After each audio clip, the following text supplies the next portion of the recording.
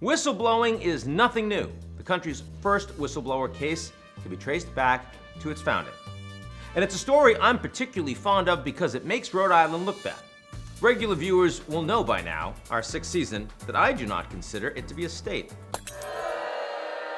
Our villain is a man named Esek Hopkins, Commander-in-Chief of the Continental Navy during the Revolutionary War. Hopkins was born into one of the most prominent Rhode Island families, which is not exactly saying much, and he went to sea at the age of 20 as a privateer. He made a name for himself in 1765 by captaining the slave ship Sally from West Africa to the West Indies. It's a journey that killed 109 of the 196 slaves aboard. In one of our country's earliest instances of failing up, Hopkins' disastrous command of the Sally earned him the role of Commander-in-Chief of the Continental Navy, just as the Revolutionary War broke out.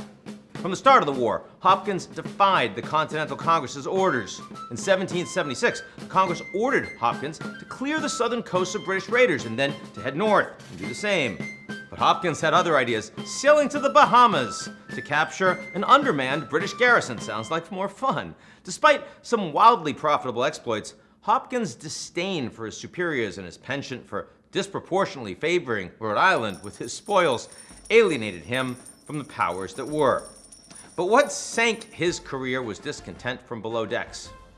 On February 19, 1777, 10 of his officers sent a petition to the Congress requesting Hopkins' removal from command. The petition cited not just the many instances that Hopkins defied congressional orders, but also painted a portrait of a self-serving and sadistic captain who, quote, treated prisoners in the most inhuman and barbarous manner, and also, quote, is oftener guilty of profane swearing than any jack tar that belongs to the ship.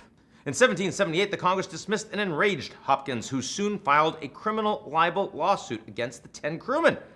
2 of those poor rascals happened to be in Rhode Island at the time, where Hopkins still held sway and were imprisoned. But not only did the Congress order their release, but soon after it passed the nation's first whistleblower protection law, stating that public servants had a duty to report wrongdoing, and they were protected in doing so.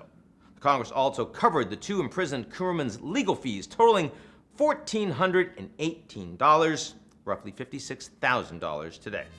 As for Hopkins, he remained a highly respected member of the Rhode Island community, continuing to serve on the state's General Assembly through 1786. And if you ever find yourself in Providence, you can visit his statue in, you guessed it, Hopkins Square.